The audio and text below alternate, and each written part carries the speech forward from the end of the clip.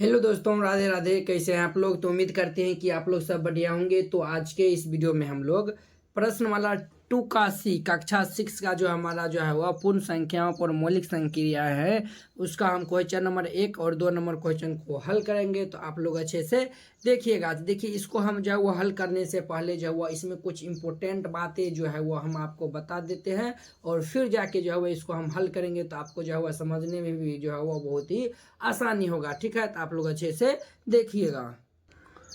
देखिए दोस्तों, पहले जो है वो आप जो है वह पूर्ण संख्या का गुना जो है वह क्या होता है उसके बारे में जो है वो फुल डिटेल यहाँ पे दिया हुआ थी। ये सभी जो है वो आप जो है वह क्या करेगा तो पढ़ लीजिए। ठीक है, इसको जब हम संख्या रेखा पे जो है वो पूर्ण संख्या को कैसे निरूपण करता है ये भी जो है वो आप पढ़ लीजिएगा। ठीक है, हम यहाँ जो है वह गुना पर जो है वह संक्रियाएं हैं, इसको जो है वो हम पढ़ के जो है वो आपको हम कुछ बता देते हैं, और फिर जाके क्वेश्चन को हम सॉल्व करेंगे।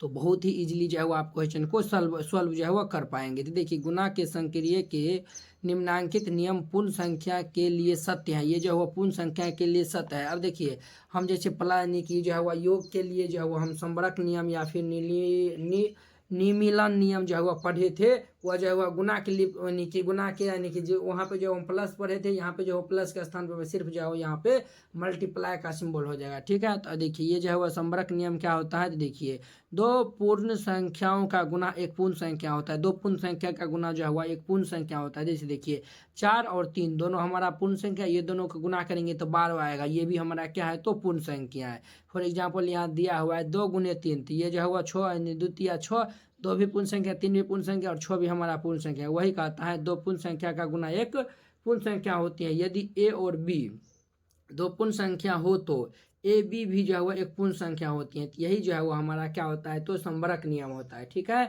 सहचार्य नियम क्या होता है? सहचार्य नियम में ए बी सी करके 3 गो था। तो देखिए, यदि पूर्ण संख्या ए बी यानी ए बी के गुणनफल को सी से गुना किया जाए तो वही पूर्ण संख्या मिलेगी जो ए से बी सी को गुना करने पर। देखिए, ए बी को पहले हम गुना कर लिए, फिर सी से गुना कर लेंगे, या फिर जो है वह बी सी को गुना करके ए से गुना कर लेंगे। तीनों जो है वह यानी कि हमारा यानी कि गुना करेंगे तो दोनों केस में बराबर होगा, और जो है वह पूर्ण संख्या होगा। फॉर एग्जाम्पल देखिए, 2 गुने 3 गुने 4 है, या फिर 2 गुने 3 गुने 4 है। ये 2 3 को गुना करेंगे तो 3 दूनी 6, 6 चौक 24, 4 तिया 12 दूनी 24, दोनों जो है वह बराबर होता है। तो इसी को हम सहचार्य नियम भी जो है वह कहते हैं। ठीक है दोस्तों, और देखिए ये जो है वह अब जो है वह आगे देखिए, ये जो है वो हमारा आगे क्या है तो कर्म विनिमय नियम है। कर्म विनिमय नियम क्या होता है? यदि पूर्ण संख्या ए को पूर्ण संख्या बी से या फिर बी को ए से गुना किया जाए तो आपको जो है वो यानी कि ये जो है वो सभी पढ़ लेना है। ठीक है, जो इसमें इम्पोर्टेंट है वही हम डायरेक्ट यहाँ पे बता देते हैं। देखिए, इसका व्यापक रूप होता है ए बी को गुना करिए या फिर बी ए को गुना करिए, दोनों जो है वो बराबर होता है। ठीक है, तो यही जो हमारा कर्म विनिमय नियम होता है। तो अगर इस पे क्वेश्चन आएगा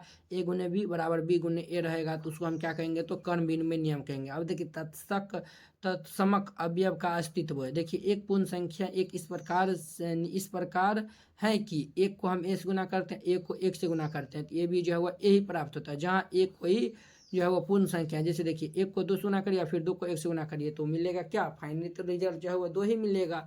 अब देखिए, काट नियम क्या होता है? काट नियम कहता है कि किसी पूर्ण संख्या के साथ दो पूर्ण संख्या का अलग अलग गुणनफल बराबर होने पर दोनों पूर्ण संख्या बराबर होगी। यदि देखिए, ए बी सी जो है वह 3 हमारा पूर्ण संख्या, ए जो है वह यहाँ पे डज नॉट इक्वल टू 0 दिया हुआ है, इसका मतलब है जो है ए जो है वह 0 के इक्वल नहीं है। तो इस प्रकार देखिए, ए बी को गुना करिएगा बराबर जो है वह ए सी के गुना करिएगा, तो यहाँ पे जो है बी और सी जो है वह बराबर होगा। ठीक है, तो ये जो है वह हमारा काट नियम कहलाता है।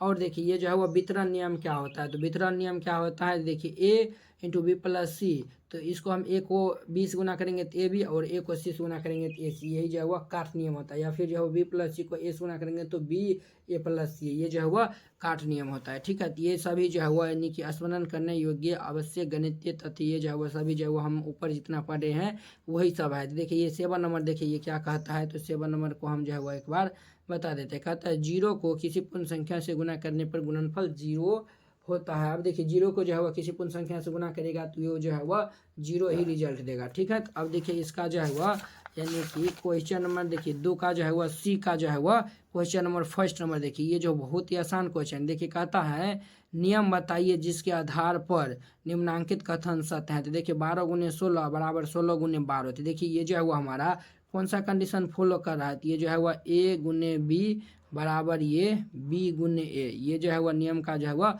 फॉलो कर रहा है। तो अभी आपको हम बताए थे कि जो है वो देखिए यहाँ पे जो है वो हम बताए थे, देखिए कर्म विनिमय नियम क्या होता है, यही जो ऊपर हम पढ़े हैं। देखिए आप कहिएगा सर आप जो है वो क्या क्या सब दिखा देते हैं, देखिए यही ना हम कर्म विनिमय नियम पढ़े थे, A B equal to B A. ये जो है वो ये हमारा कौन सा नियम होता है, तो कर्म विनिमय नियम होता है, जो है वह A B equal to B A होता है। तो यहाँ पे जो है वह वही हमारा जो है वह लिखना है। यहाँ पे हम क्या लिख देंगे, तो कर्म विनिमय नियम जो है वह लिख देंगे, हमारा आंसर जो है वह तैयार हो जाएगा। यहाँ पे हम लिख देंगे, यहाँ पे लिख देंगे, देखिए दोस्तों यहाँ पे लिख दीजिएगा कर्म विनिमय नियम, यही जो है वह इसका उत्तर हो जाएगा। ठीक है, इसमें जो है बेसी स्ट्रेस लेने की जरूरत नहीं है। अब देखिए निम्नांकित खाली स्थान को भरिए, उस नियम का नाम लिखिए जिसके आधार पर आपने इस रिक्त स्थान की जो है वो पूर्ति की है। तो देखिए वो 5 × 17 है। यहाँ पे देखिए 12 × 16 बराबर 16 × 12, ये 12 को 16 से गुना करिए या फिर 16 को 12 से गुना करिए, दोनों रिजल्ट जो है वह।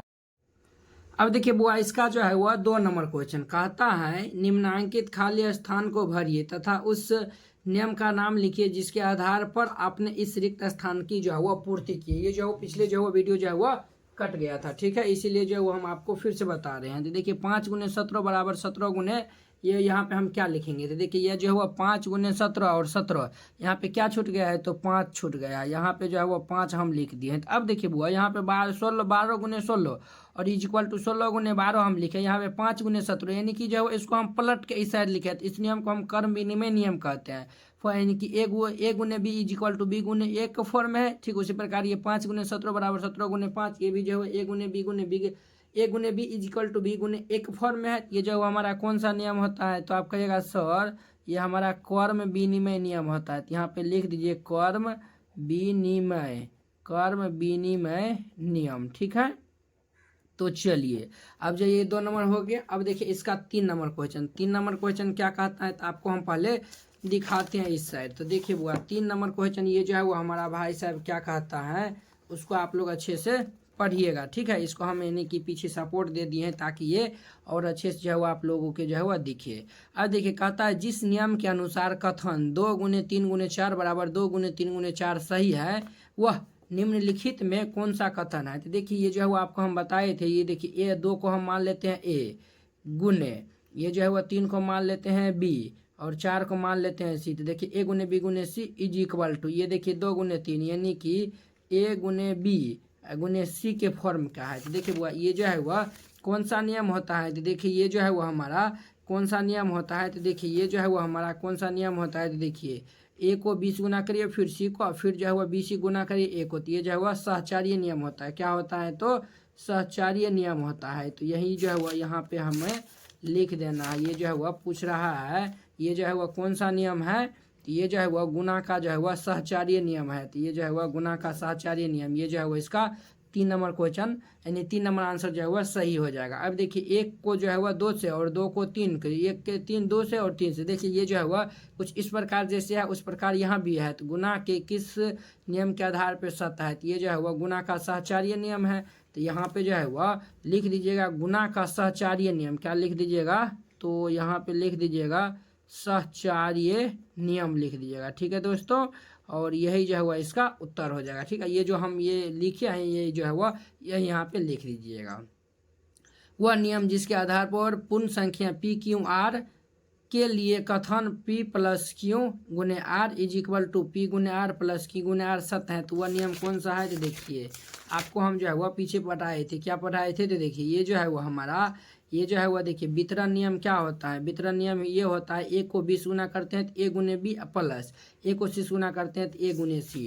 तो कुछ इस प्रकार से यहाँ भी है, ये जो है वो हमारा कुछ इस प्रकार से पी को आर से गुना करेंगे तो पी × आर और क्यू को जो है वो आर से गुना करेंगे तो क्यू × आर। ये जो है वो हमारा कौन सा नियम है, ये जो है वो गुना का सहचर्य नियम तो नहीं है, योग का सहचर्य भी नियम नहीं है, कर्म विनिमय भी नियम नहीं है, और देखिए योग पर गुणन का बटन नियम। तो ये देखिए ये जो है वो हम आपको बताए थे, ये जो आप ही लोग जो है वो ये सभी जो है वो बनाइएगा, अभी जो है वो आप ही लोग से जो है वो ये बनेगा। देखिए इसको हम बटन नियम या फिर वितरण नियम कहते हैं। ठीक है, तो ये जो है वो हमारा कौन सा होगा, तो ये जो है वो हमारा गुना का सहचार्य नियम, गुना योग का सच योगता योग का को तो होगा ही नहीं। और देखिए योग पर गुणन का बटन नियम, ये भी जो है वो योग कर रहा है, ये योग पर कर रहा है, तो ये जो है वो हमारा जो है वो मल्टीप्लाई में है, तो ये भी हमारा आंसर नहीं होगा। कर्म विनिमय भी नहीं होगा, तो ये जो है वो हमारा कौन सा होगा, सॉरी दोस्तों, यहाँ पे जो है वो योग का जी, ये देखिए ये भी हमारा नहीं होगा, ये भी हमारा नहीं होगा और ये भी हमारा नहीं होगा। तो यही ना आंसर जो है वो सही हो जाएगा, क्योंकि देखिए ये जो है वो योग का रहा है, यहाँ पे जो है वह गुना भी है, यानी कि यहाँ पे देखिए प्लस भी है, तो ये जो है वो हमारा, इसीलिए जो है वो ये हमारा जो है वो 3 नंबर क्वेश्चन जो है वो 3 नंबर आंसर जो है वो इसका सही हो जाएगा। तो आई होप कि आप लोग ये क्वेश्चन जो है बहुत ही अच्छा तरीका से समझ गए होंगे। तो चलिए अब हम अगले वीडियो में मिलते हैं 6 नंबर क्वेश्चन के साथ। अगर यह वीडियो आप लोग को अच्छा लगा होगा तो लाइक कमेंट एंड अपने दोस्तों के बीच शेयर कीजिएगा। अगर आप चैनल पर नए आए हुए तो चैनल को सब्सक्राइब कर लीजिए। तो चलिए अब हम अगले वीडियो में मिलते हैं। जय हिंद।